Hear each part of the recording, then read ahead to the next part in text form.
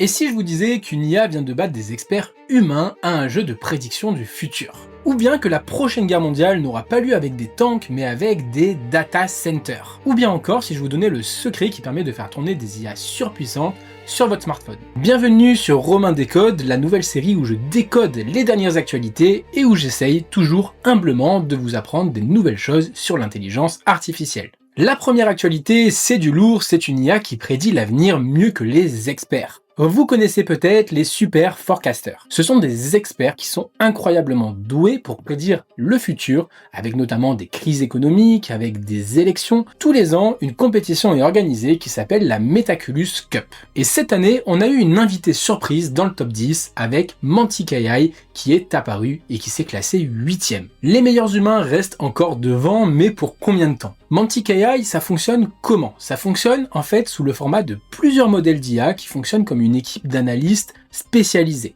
Sauf que le gros avantage, vous l'aurez compris, c'est que ces IA fonctionnent 24 heures sur 24. Il faut vraiment voir ça comme une équipe d'analyse spécialisée avec chaque IA qui va avoir un rôle prédéfini. Et ça permet une analyse collaborative où chaque modèle va traiter une partie de la prédiction, ce qui va le rendre plus performant à terme que les humains. Cette IA va permettre la suppression de biais de groupe, c'est-à-dire que les humains ont tendance à se suivre et les IA pas du tout, elles peuvent aller à contre-courant. Et ce que vous devez retenir là-dessus, c'est que Mantic AI, c'est vraiment le pionnier qui va permettre une évaluation basée sur des données plutôt que sur des opinions. Et c'est vraiment ça que va permettre l'IA dans le futur, c'est vers ça qu'on va clairement. Et l'impact, il est énorme, parce qu'il y a énormément d'applications potentielles, que ce soit dans la finance, dans la géopolitique, dans la santé publique, dans le changement climatique. Ces IA, ça va devenir une véritable aide pour prendre des décisions concernant des éléments futurs. Et ça va nous permettre d'anticiper des crises et de préparer des stratégies au mieux à tous les niveaux. Donc la question n'est plus de savoir aujourd'hui si l'IA va nous dépasser en prédiction, mais c'est plutôt de savoir quand,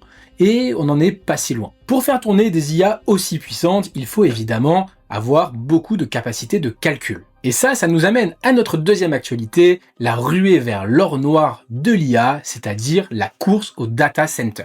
Le New York Times nous l'apprend aujourd'hui, Wall Street investit des billions, vous avez bien entendu des billions et non pas des millions de dollars dans la construction de data centers pour l'IA. Pourquoi ils investissent autant? Parce qu'il faut bien comprendre que sans data center, il n'y a pas d'IA, tout simplement. Et si on parle de nouvelle or noire, c'est pas pour rien, c'est que les capacités de calcul, ça devient aujourd'hui, au 21e siècle, la ressource stratégique numéro 1. Et on en reparlera après, mais il y a quand même un sacré facteur limitant qui est l'énergie, avec notamment un goulot d'étranglement pour la croissance de l'IA. Donc c'est pas si simple. Cette course folle au data center, elle a deux conséquences géopolitiques. Donc la première, c'est une vraie bataille qui va se livrer entre les deux gros acteurs qui sont la Chine et les États-Unis. D'un côté, on a les États-Unis qui font la course aux capacités avec des investissements massifs de Wall Street comme on vient de voir, mais avec également les gros acteurs qui sont Microsoft, Google et Meta en tête. De son côté, la Chine, elle a lancé un plan national de supercalculateurs qui s'appelle Stargate of China avec la construction de 40 grandes installations. Son objectif, c'est de devenir souverain à ce niveau-là. La deuxième conséquence, c'est clairement le mur de la réalité physique. On a l'exemple du Royaume-Uni qui a des gros problèmes d'infrastructure. 31 milliards de livres d'investissement qui sont promis, mais ils ont un réseau électrique insuffisant. Donc c'est pas si facile de mettre en place tout ça, c'est une des limites principales.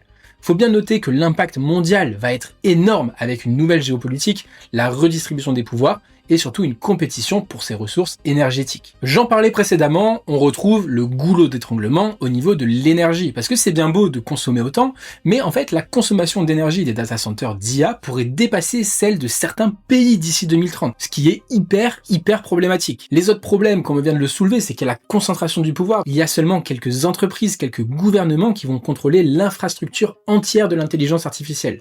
À ça, il faut rajouter les crises énergétiques et surtout, on a la consommation d'eau avec des milliards de litres nécessaires pour refroidir les installations. C'est pas si simple de mettre en place autant d'intelligence artificielle malgré la course énorme que se livrent les grosses infrastructures, les gros pays. Et je vous l'avoue, des data centers qui consomment autant que certains pays, ça fait peur. Mais heureusement, il y a des chercheurs qui travaillent, qui sont sur le coup et ça nous donne la distillation de connaissances avec le secret des IA Lite. Cette actu, elle est un peu plus technique, mais elle est passionnante et je pense vraiment que ça va vous apprendre quelque chose de fondamental. La distillation de connaissances, ça consiste au transfert du savoir d'un modèle géant vers un modèle compact et plus efficace. On a en fait une IA qui est le professeur, l'IA géante, qui va former un modèle élève plus petit, mais qui sera aussi performant, ce qui vous permettra d'avoir une IA très intelligente sur votre smartphone. Ce qu'il faut comprendre, c'est que ce modèle géant va pas seulement transmettre la bonne réponse, mais il va également transmettre sa logique. Par exemple, si jamais il y a une photo de chien sur laquelle il veut faire travailler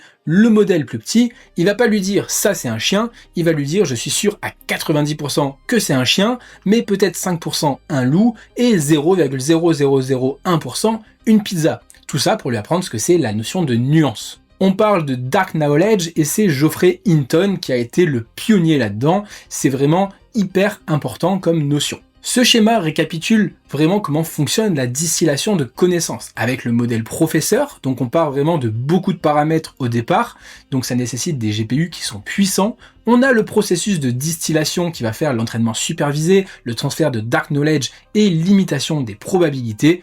Et ça va donner lieu au modèle élève qui sera un modèle compact, efficace et rapide. Et tout ça donc compatible avec votre smartphone. Ça a de nombreux avantages, notamment que vous allez pouvoir utiliser de l'IA sur vos appareils mobiles, sur les smartphones. Ça va permettre un meilleur traitement des données, donc un traitement local au lieu d'utiliser le cloud, donc ça va améliorer la confidentialité.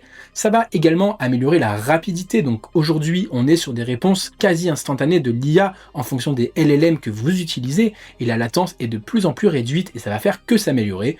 Et enfin, très important, ça vient contrecarrer un petit peu le point numéro 2 que nous avons vu dans cette vidéo, c'est l'empreinte carbone qui est réduite pour l'inférence. Donc d'un point de vue écologique, c'est vraiment une très bonne chose. C'est terminé pour le point du jour, j'espère que ça vous a plu, n'hésitez pas à me le dire dans les commentaires, c'était la première vidéo de ce format où on parle de l'actualité, où on parle de notions d'IA que vous n'avez pas forcément l'habitude d'entendre parler. Je vous dis à très vite, c'était Romain, ciao!